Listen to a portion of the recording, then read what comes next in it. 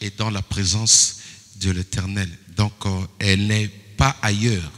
Raison pour laquelle les violents, ceux qui ont compris, ils sacrifient des fêtes juste pour aller se retrouver dans la présence de Dieu.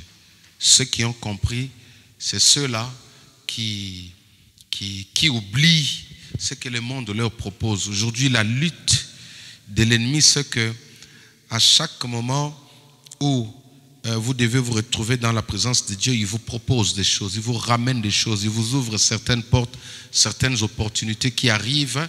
Vous pensez que c'est Dieu qui est derrière alors que c'est l'ennemi qui est derrière, juste pour vous empêcher à vous retrouver dans la présence de l'Éternel. Mais je crois que quelqu'un a compris. Amen. Je rends grâce à Dieu pour vos vies, pour tous ceux qui ont pris de la peine de venir. Et vraiment, ça nous tient à cœur. Et nous voyons combien vous avez de l'amour vis-à-vis de votre Dieu. Amen. Est-ce qu'on peut acclamer encore le Saint-Esprit pour ce qu'il est en train de faire? Je voudrais exhorter sur un court thème qui se trouve, je l'ai pris dans 1 Pierre chapitre 5 verset 8, un verset que nous lisons souvent. J'ai intitulé ce sous-thème « Veillez et priez ». Veillez et priez. Veillez et priez.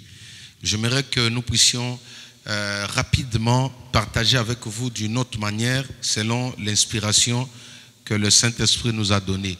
La parole de Dieu, elle est, comment je peux dire, elle s'adapte aux circonstances. Voilà. Elle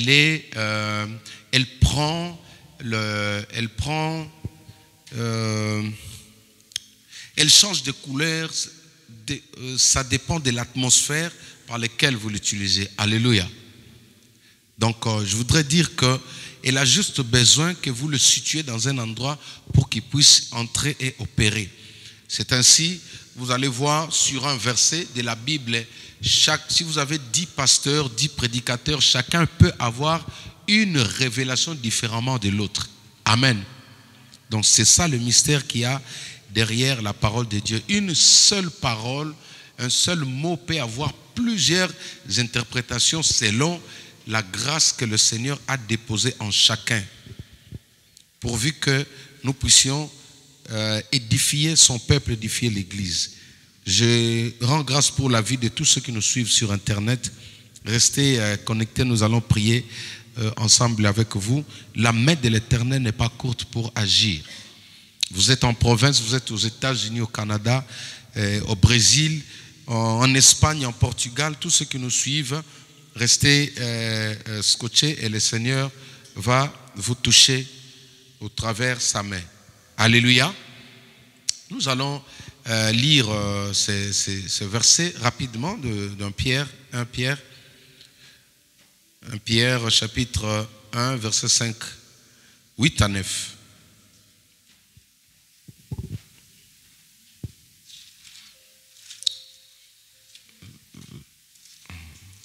Vous y êtes? Vous y êtes?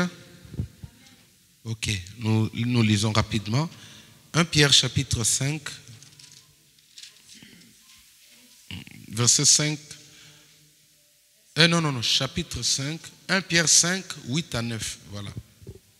1 Pierre 5, 8 à 9. Nous faisons la lecture. La Bible dit ceci. Veillez, votre adversaire, le diable, rôde comme un lion rugissant, cherchant qui il dévorera. Résistez-lui avec une foi ferme, sachant que les mêmes souffrances sont imposées à vos frères dans le monde. Amen. Nous prenons juste le verset 8, il dit « Veillez, soyez sobres, veillez, votre adversaire, le diable rôde. » Alors, je voudrais un peu toucher ce petit mot pendant que je cherchais à écouter la voix du Saint-Esprit. Comme le culte mercredi, c'est un culte spécial où nous venons toujours en jeûne pour pouvoir prier avec un état de jeûne, pour pouvoir briser des choses qui nous résistent, briser, détruire, déraciner tout ce qui a duré longtemps dans nos vies. Alors l'Esprit de Dieu m'a amené sur ces versets. Que veut dire, je vais essayer de définir premièrement, veiller. ce verbe ou ce mot veiller. Veiller veut dire mettre quelque chose ou une personne en état de veille. Veiller veut dire surveiller. Veiller veut dire analyser. Alléluia. J'ai pris des synonymes pour essayer un peu de faciliter notre compréhension. Être en état de veille. Vous avez votre mobile, téléphone. Quand vous ne l'éteignez pas, c'est-à-dire il est toujours en train de fonctionner, mais quand vous regardez sur votre écran, il semble être éteint. C'est-à-dire qu'il est en état de veille. Vous n'avez pas complètement éteint. C'est-à-dire que bien que l'écran n'est pas allumé, mais vous pouvez être joignable. Est-ce que quelqu'un me comprend? Bien qu'elle n'ait pas éteint, non, bien qu'il n'y a pas des écrits, il n'y a pas des images sur l'écran, mais on peut vous atteindre. Quelqu'un peut vous appeler, il va vous atteindre. C'est ça, veiller. C'est-à-dire, je laisse mon portable en état de veille. Je le mets sous surveillance. Vous allez voir aujourd'hui, dans de différentes sociétés, ceux qui ont des moyens, ils sont en train de placer de vidéosurveillance. C'est ça, mettre une maison ou une société en état de veille. C'est-à-dire que la nuit, vous ne voyez rien, mais il y a quelque chose qui regarde. Il y a quelque chose qui inspecte. C'est ça, veiller. Veiller veut dire aussi analyser. Passer au scanner tout ce qui bouge. Inspecter, sonder. J'essaie de prendre des synonymes vraiment pour que tout le monde puisse comprendre facilement.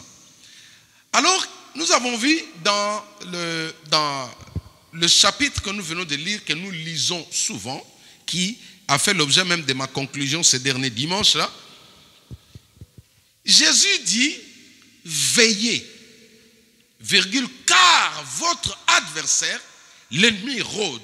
Chers amis, nous sommes arrivés à un moment, à une saison, une période où nous sommes appelés tous à demeurer, à rester ou à mener l'état de veille. L'état de veille sur quoi ou sur qui? C'est sur tout ce que nous possédons. De la même manière que la technologie a avancé, met des caméras aujourd'hui pour pouvoir sécuriser l'endroit, pour pouvoir sécuriser une maison, sécuriser un village. Nous aussi, l'Église, nous sommes appelés à prendre cette attitude, à rester dans l'état de veille. Je vais vous ramener toujours dans la Bible. Nous allons voir dans Matthieu chapitre 26 à partir du verset 40 jusqu'au verset 41. La Bible dit ceci. Il vint vers les disciples qu'il trouva endormis et il dit à Pierre, vous n'avez donc pu veiller 1 heure avec moi.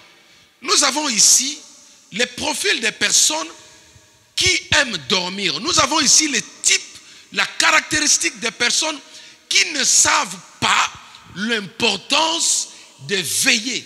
Des personnes qui négligent cette attitude. Les personnes qui négligent cette qualité. Voilà, cette qualité que nous avons tous besoin. Jésus marche avec des disciples. Il arrive à Gethsémane pour faire la prière. Jésus est accompagné. Pourquoi? Parce que là, il tend déjà vers la fin de sa mission pour passer à la croix. Il avait des gens autour de lui, comme tout chef, comme tout dirigeant, comme tout leader. Il a toujours été accompagné d'un certain nombre de personnes autour de lui. Il arrive à Gethsémane. Au moment où il est parti prier, il pensait que ces vidéosurveillance étaient en train de veiller, d'inspecter, de sonder les lieux alors qu'elles étaient complètement éteintes. C'est-à-dire, je prends ici les disciples, les apôtres, comme une vidéosurveillance qui devrait surveiller, inspecter, passer au scanner le lieu, l'endroit, l'environnement par lequel il se trouvait ce jour-là.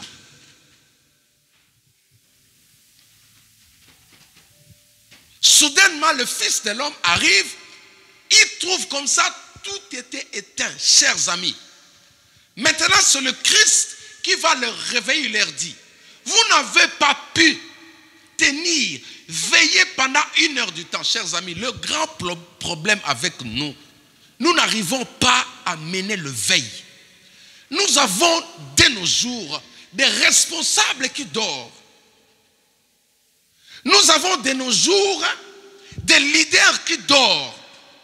Nous avons de nos jours des mamans qui dorment. Nous avons de nos jours des enfants qui dorment. Alors que nous avons quelqu'un qui guette autour de nous. Alléluia. Nous avons des situations, des tempêtes, des opposants, des gens, des personnes qui en veulent en vous, qui attendent seulement que vous puissiez éteindre complètement cette qualité de surveillance que Dieu ou le Saint-Esprit vous demande. Vous savez, dans la Bible, je crois dans Jean 3, si je ne me trompe pas, Jésus vante le serpent. Il enseigne, il dit, je vous ai laissé parmi des loups,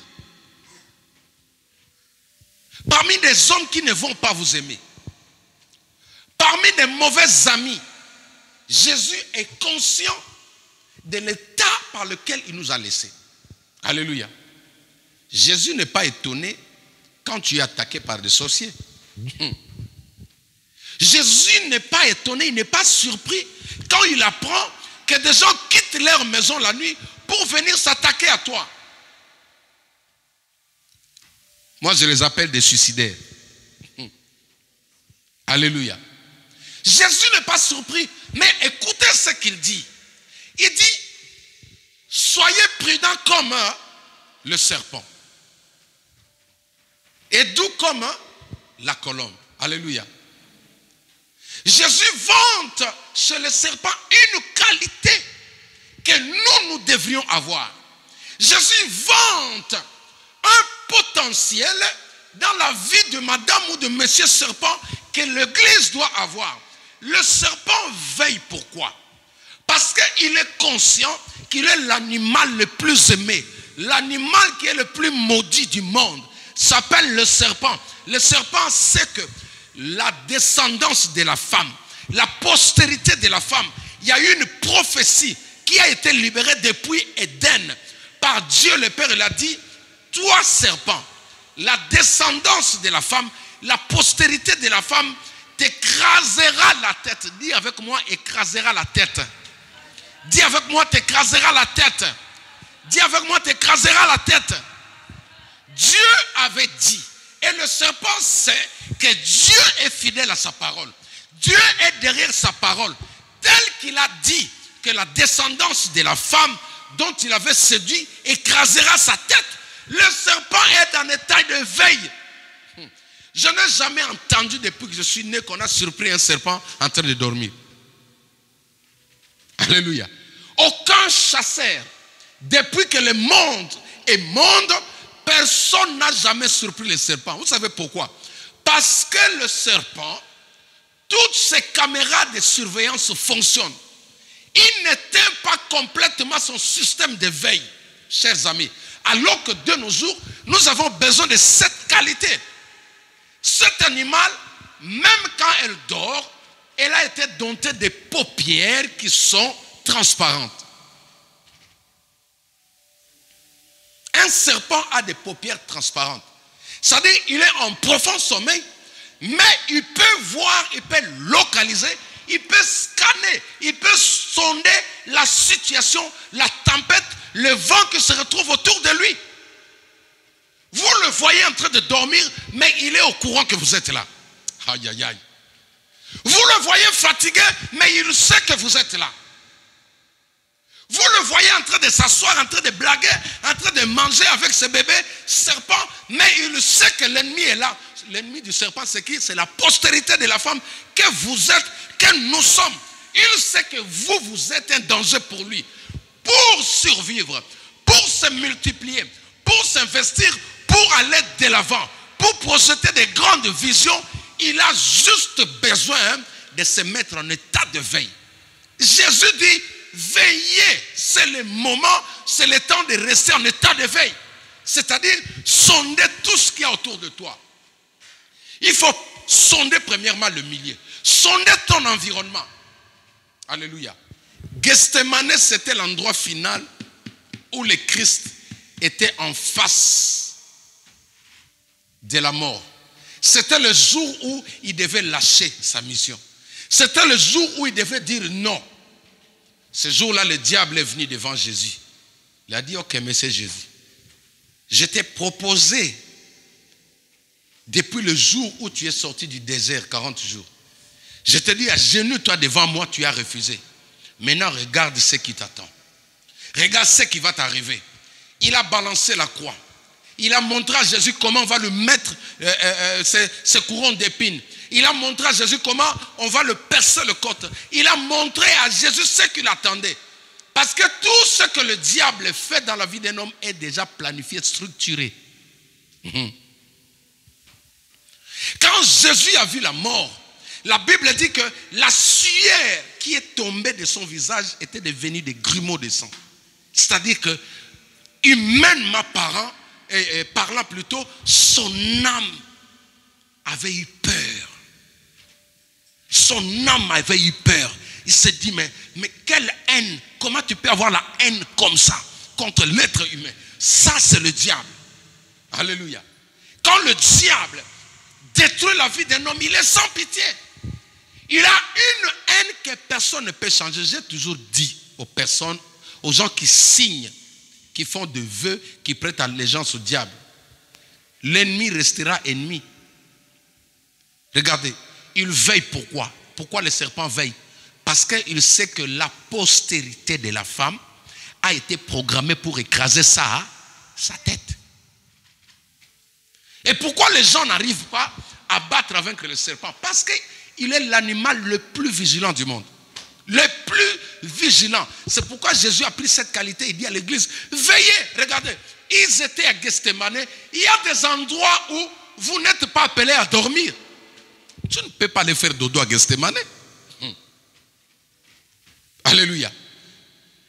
Gethsémane, tu ne peux pas dormir là-bas. C'est un endroit où il faut chercher la face de Dieu.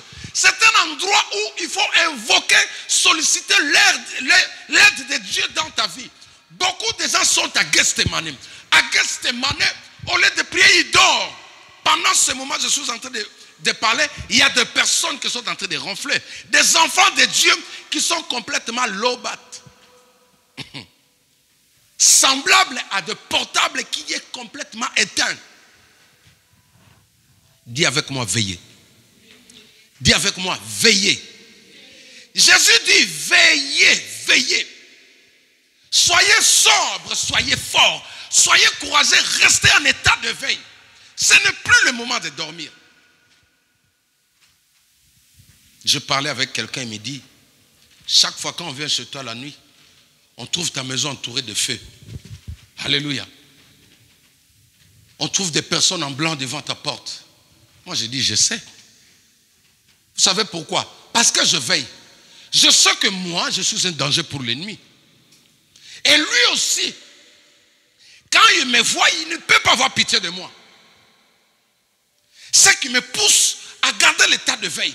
Même quand je suis fatigué, quand je dors, je ne peux pas dormir comme les disciples à Gethsémane. Ce n'était pas l'endroit idéal pour eux de dormir, chers amis. Ce n'est plus le moment pour toi de dormir. Nous sommes dans une saison où le Seigneur attire notre attention. Lisons avec moi Ésaïe chapitre 62, verset 6. Rapidement. Ésaïe 62, verset 6. Sur tes remparts, Jérusalem, j'ai posté des veilleurs. Sur tes remparts, rempart ça veut dire mur. Sur tes murs, Jérusalem, j'ai placé des hommes et des femmes, des enfants qui veillent. On les appelle des veilleurs. Des veilleurs. Dis avec moi veilleurs. Dis avec moi veilleurs. Dieu vous a posté là où vous êtes. Dieu vous a placé dans cette nation. Dieu vous a placé dans cette génération. Dieu vous a placé dans cette famille. Dieu vous a placé dans cette école.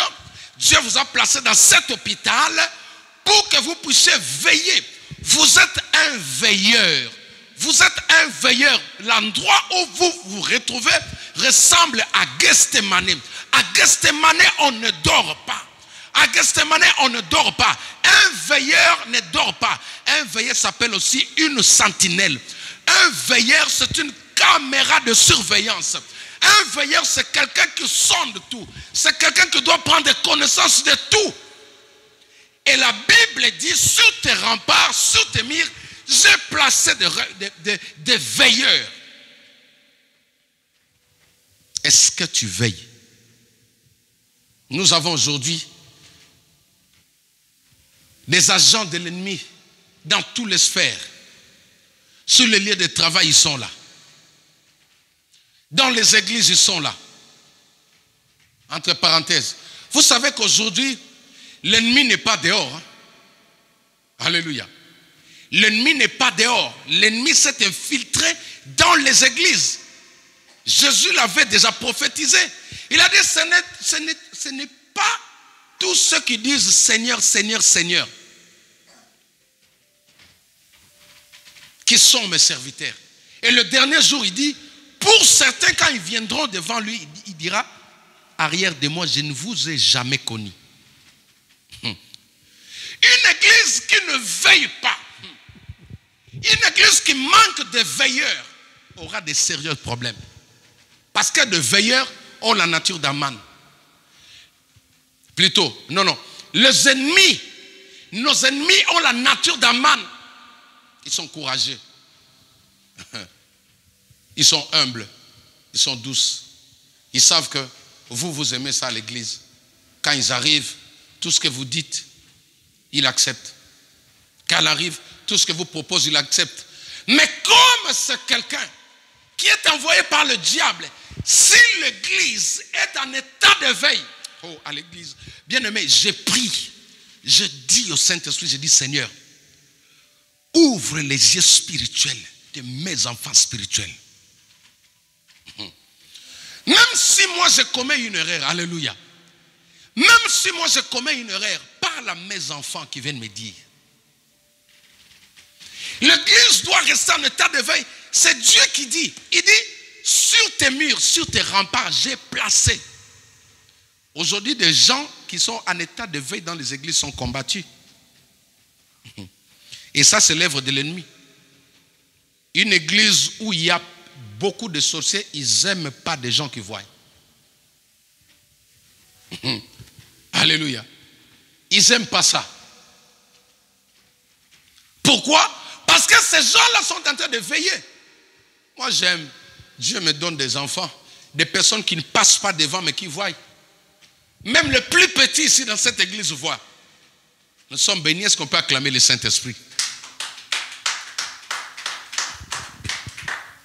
Écoutez maintenant, le temps où il doit veiller. À Gethsemane, c'était la nuit. Est-ce que quelqu'un m'entend? À Gethsemane, Jésus est venu leur reprocher, c'était la nuit. Il leur a dit, vous êtes en pleine dodo, alors que la nuit, l'ennemi s'est levé pour venir attaquer votre maître. Maintenant ici, il dit ceci. Il dit, j'ai posté des veilleurs des jours et des nuits.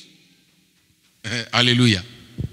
La Bible dit que des veilleurs des jours et des nuits. C'est-à-dire, selon la pensée de Dieu, nous devons veiller le jour tout comme la nuit. Mais si vous remarquez aujourd'hui, la plupart des gens ont été déprogrammés. Beaucoup de gens pensent que les attaques de la sorcellerie n'arrivent que la nuit. Raison pour laquelle le jour, ils ne prient pas. Vous allez voir, le jour, ils sont dans la distraction. Parce que la Bible a dit non, ne dors pas avec la colère. Mais maintenant, l'ennemi sait que toi, le jour, comme tu négliges le jour, tu ne veux pas veiller le jour, tu es appelé à parler à n'importe qui le jour. Tu es appelé à donner la messe d'association à n'importe qui. Tu es appelé d'aller chez n'importe qui, d'aller manger chez n'importe qui parce que c'est le jour. L'ennemi en profite. Beaucoup de gens sont détruits le jour. Alléluia. Il dit, j'ai posté des veilleurs qui vont veiller le jour et la nuit.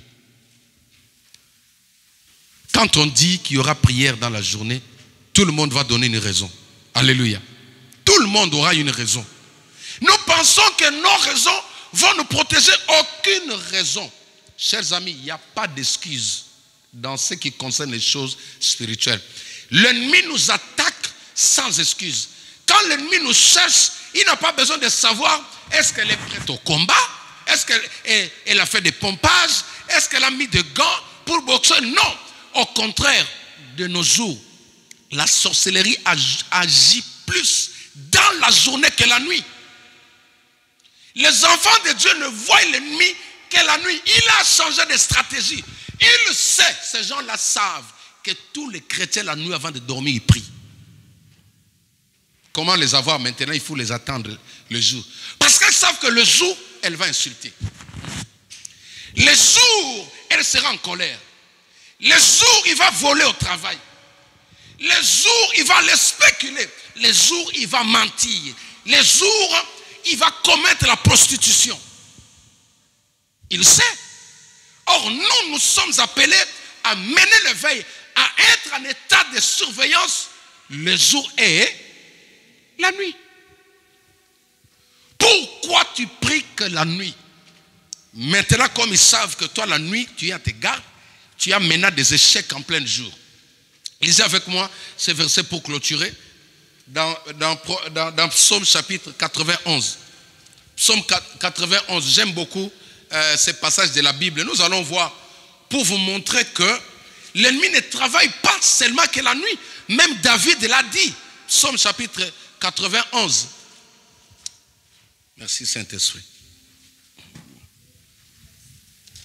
Psaume 91, verset 5.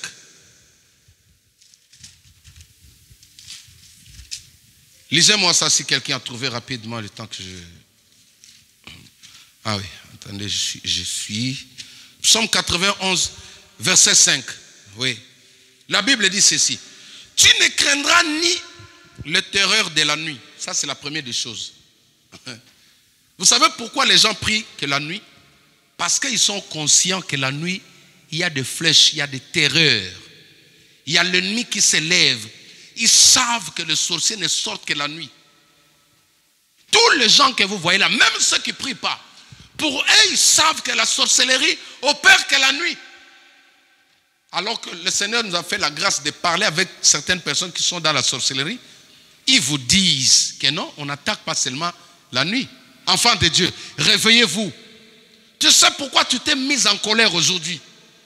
Tu sais pourquoi tu t'es mis en colère? Tu as sorti des mauvaises paroles. Parce que tu as été ensorcelé et attaqué. Ça, c'est la première des choses. Ça, beaucoup de gens sont en train de tomber, de faillir par rapport à ça. La nuit, tu le verras. Seigneur Jésus, j'invoque ton feu. Seigneur Jésus, j'invoque ton sang. Seigneur Jésus, que les anges entourent ma maison. Seigneur Jésus, que ton feu, je prends le paix. Il ne fait que la nuit. Parce que selon lui, le diable, la sorcellerie de sa famille, la sorcellerie de coutume vont le réclamer que la nuit. Mais regardez ce que David a dit. David dit, tu ne craindras ni les terreurs de la nuit, ni la flèche qui vole. Alléluia. Ni la flèche qui vole le jour. Il continue encore. Il dit, ni la peste qui marche dans. Et ensuite, il dit, ni la contagion qui frappe en pleine. Midi, c'est quand? C'est la nuit ou le jour? Non, je repose la question. Midi, c'est la nuit ou le jour? Chers amis, pour dire, vous voyez la raison pour laquelle le Seigneur dit dans le livre d'Ésaïe 62, il dit, j'ai placé des veilleurs sur tes remparts à Jérusalem. Ça dit que dans chaque famille, il doit y avoir quelqu'un qui veille même le jour. Quand quelqu'un arrive dans la maison, ça dit que vous devez sonder, vous devez scanner, vous devez inspecter, vous devez aller au plus profond de son cœur, savoir les motifs, les mobiles. Qu'est-ce que le pousse à venir dans ma maison? Parce qu'aujourd'hui, ils attaquent le jour. Ils attaquent le jour. Au moyen de ton portable, ils te provoquent, ils te disent des paroles qui vont t'inciter, ils te créent la guerre. Ils savent que la nuit tu vas prier. Regardez là, David l'a bien dit. Pourquoi les gens te provoquent que le jour? Pourquoi on te cherche le problème que le jour? Parce qu'ils savent que toi la nuit tu pries. Le jour tu es faible. Le jour tu es distrait, en train d'écouter la musique mondaine. Ils savent que le jour tu es scotché devant YouTube, en train de regarder le baby bear. Ils savent que le jour tu es là scotché je ne sais pas où. Ils savent. Le monde des ténèbres savent toutes ces choses-là.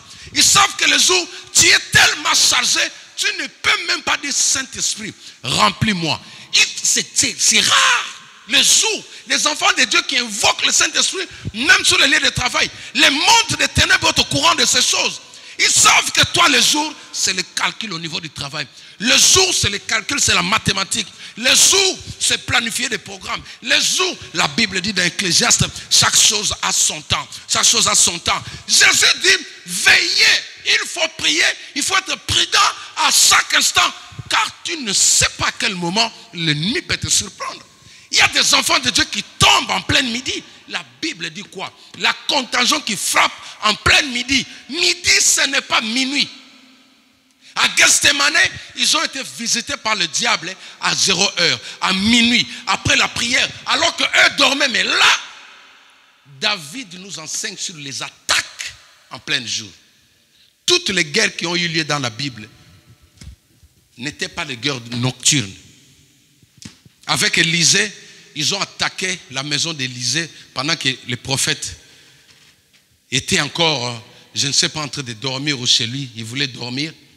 Les Syriens ont débarqué, ils ont fait un assaut. Ils ont entouré sa maison. Maintenant, quand tu regardes David avec Goliath, ce n'était pas la nuit. Alléluia. Pourquoi Goliath est tombé le jour? Parce qu'il y avait un veilleur. Est-ce que tu veilles le jour sur ce qu'on te dit? Est-ce que tu veilles sur des déclarations que les gens te disent? Est-ce que tu veilles sur les paroles que l'on dit sur tes enfants? Il y a des personnes aujourd'hui qui arrivent, qui parlent, qui sortent des mots un peu bizarres sur tes enfants. Ils savent que tu es distrait. Les enfants de Dieu sont dans la distraction. Ils savent que le combat c'est la nuit. Non, ils sont en train d'opérer même le jour. Une fois j'étais foudroyé en pleine midi. À midi comme ça, je m'assois, je reçois une vision. Et dans la vision, je vois le ciel était tout bleu. Et soudainement, il y a eu des nuages sombres qui se mettaient en place, qui annonçaient la pluie. Et je vois, alléluia, je vois une foudre qui s'éclate là-bas, qui se dirige vers moi. Ils m'ont lancé cette foudre. Et là où j'étais sur la chaise, je fais ça. Quand je fais ça, ça frappait ici. Bah, je suis sauté, j'ai regardé, mais tout était normal. Il était presque 14 heures à la maison. Alléluia. David pleure la mort de Saoul. Il dit, pourquoi les héros sont-ils tombés? Vous savez pourquoi? À cause de la distraction. Parce qu'il n'y a pas de veilleur. Le diable ne vient pas t'attaquer seulement la nuit. Je fais certaines cures d'âme, tu entends la personne, il te dit, j'entends des voix qui me disent de faire ça. J'entends des voix qui me disent de faire ça. Et quand ils te disent comme ça, c'est le jour, ce n'est pas la nuit. La nuit, ils sortent bien sûr, mais aujourd'hui, ils se déplacent même le jour. Vous avez vu ce qui s'est passé en France dernièrement.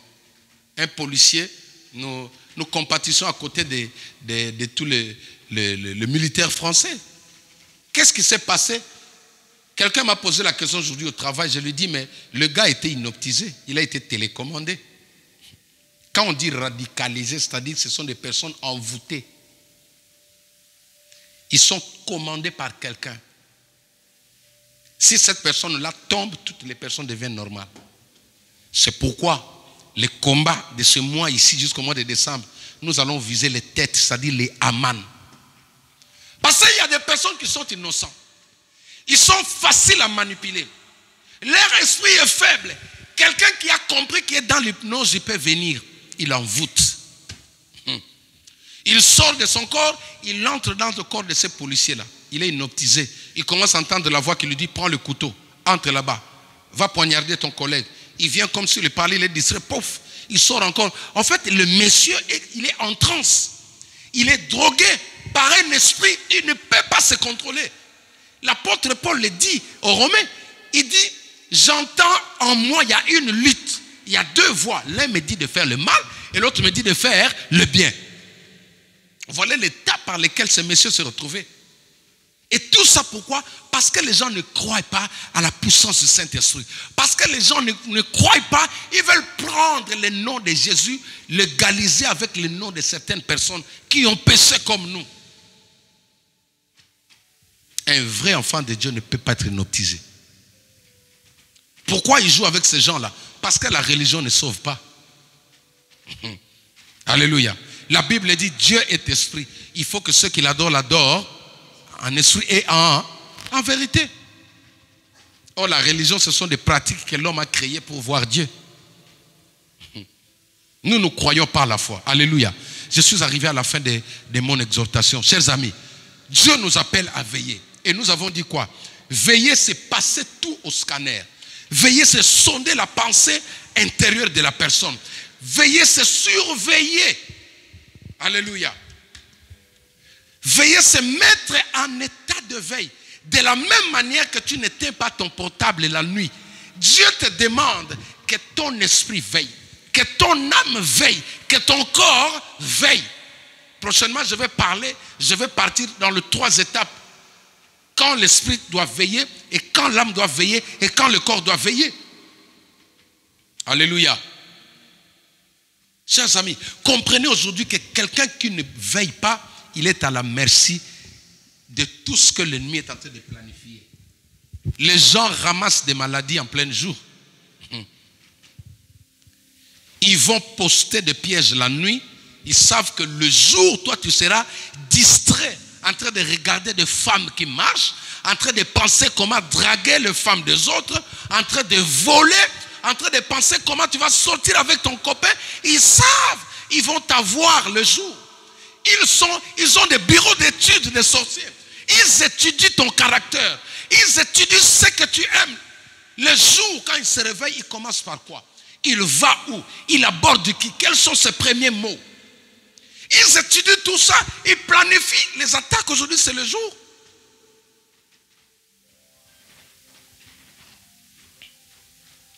Alléluia. Tu dois veiller. Tu dois veiller sur ta maison. Quels sont ces parents qui sont toujours surpris par les échecs, qui sont toujours surpris par des maladies, qui sont toujours surpris?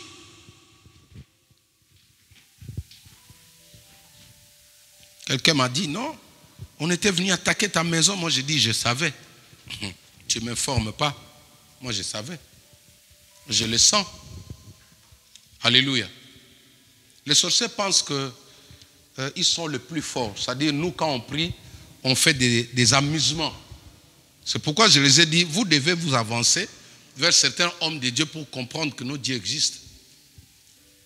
Tous les hommes de Dieu ne sont pas des bavards.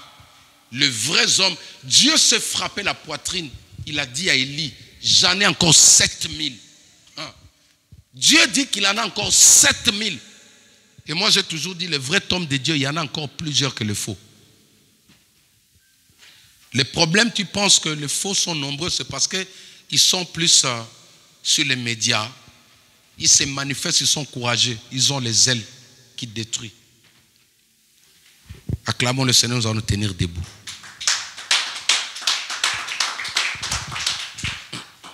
Alléluia. Jésus-Christ. Maman Audrey, vous êtes véhiculée? Tenons-nous debout, nous allons prier. Alléluia. Que Dieu vous bénisse vraiment. Je suis très content de vous voir là. Le Seigneur sait pourquoi il vous a envoyé là, il vous a mis là.